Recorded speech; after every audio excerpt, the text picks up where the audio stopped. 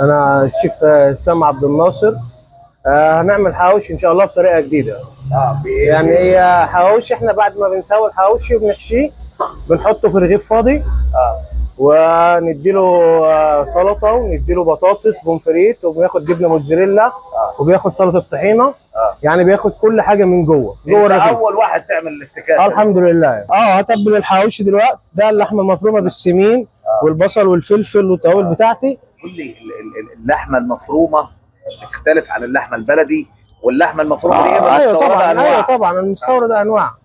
كل حاجه وبسعرها. يعني احنا بنعمل حاجه في متناول الجميع، بحيث ان معلش في الكلمه الناس الراجل الغلبان يقدر يشتريه مثلا. لا يقدر يشتري كام رغيف، اللي عايز 10 رغيف، اللي عايز ده ما يكونش سعره عالي. يبقى حاجه كويسه. سعر الرغيف البلدي معلش هيوصل. ده لحمه برازيلي ولا؟ ده لحمه برازيلي على سمين. يعني ده بيبقى ميكس لحمه برازيلي مع هندي مع سمين، وياخد البصل والفلفل. احنا بنعمل خلطه في متناول الجميع كده. تمام. كل عاد ابدا يشتغل كده وقول لنا. تمام. بسم الله الرحمن الرحيم. ناخد البصل بتاعنا، ناخد شويه فلفل، شويه شطه صغيرين، الملح بتاعنا. خد بالك انت برضه بتوري الست بتاعت البيت برضه، يعني بتتعلم منك عشان تبقى عارف. اهم حاجه نسبه السمين في الحواوشي، طالما هيتعمل في الفرن او على الجريل نسبه السمين بتبقى 60%. يعني 60% احمر، 40% سمين. لا هو كتر السمين مش هو نسبه السمين بتبقى نسبه معينه في الحواوشي، عشان خاطر الحواوشي يبقى طري، ما يبقاش ناشف، ويبقى يسوي اللحمه كويس جوه. يبقى تسويه اللحمه تبقى كويس. هو اللي بيسوي اللحمه من جوه هو السمين. تمام. وبيخلي لون الحواوشي حلو هو السمين. تمام. هو اصلا يعني اساس الحواوشي السمين. تمام. بسم الله. حطينا البهارات بتاعتنا. ملح. نقلب. بسم الله.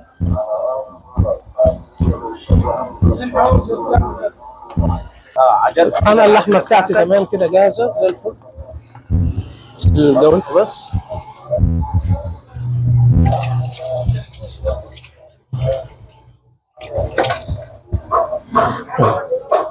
بسم الله. ايه الفرق عاد بين العيش البلدي والعيش العيش البلدي في الحشو ليه في الفحم احسن. انا بعرف. الفحم دايما بيحتاج عيش بلدي. انما لانه تقيل، كميه الرده في عيش البلدي بتبقى كتيره، فبتستحمل نار على الفحم، فبيعوز فحم. فيعوز فحم العيش البلدي.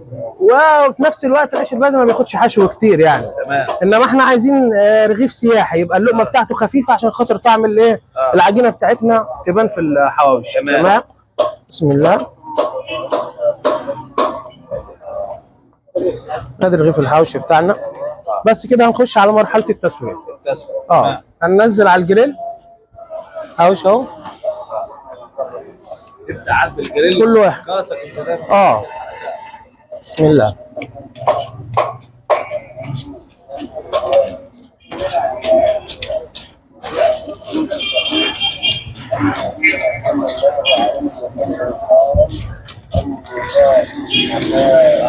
بياخد كام وقت التسويه؟ يعني 10 دقايق. 10 دقايق ان شاء الله. يعني 10 دقايق ده المتوسط تعرف ان هو استوى. 10 دقايق يبقى استوى زي الفل. هو هياخد 5 دقايق كمان عشان الشغل اللي احنا بنعمله جديد فيه. اللي بعد التسويه. ايوه. احنا اللي بنحطه بقى الشغل الجديد اللي احنا بنعمله بقى. يعني بعد ما نسويه بنحطه في الرغيف. تمام. وبنديله الجبنه بتاعتنا والبطاطس بتاعنا والخضار بتاعنا. يعني الشغل الجديد. كام ده الرغيف بتاعه؟ يعني ده 15، وفي حاجات 10، وفي الاختراع بتاعنا اللي احنا بنعمله ده ب 25. الاضافات دي بنزودها. يعني الاضافات دي انا بزود 10 جنيه. البطاطس بس. لا مفيش الكلام ده. هي اللحمه اللي تكش هي اللحمه الجملي. انما كلحمه عجالي مفيش، ما تكش. هي نسبه السمين بتبقى برضه هي اللي احنا هنعمله برضه هو بس فرق. بدل نسبه اللحمه المستورده اللي بتتحط اللي هي ال 40%، بدل ما بتتحط مستورده بنحطها بلدي. تمام. بس. والسمين كده بلدي عامه يعني، سواء اللحمه مستورده او بلدي، السمين بتاعنا بلدي. التسويه على الجريل غير التسويه على الفحم. اكيد. ايه الفرق بين الاثنين؟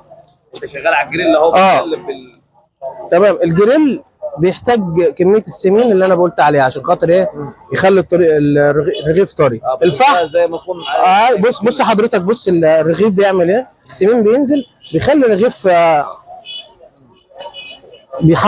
بياخد وش بيصفي اللحم، ياخد وش احمر حلو كده. تمام. انما الفحم ما بياخدش كميه السمين اللي بياخدها الجريل. كده السمين بينزل عامه سواء هنا او هنا.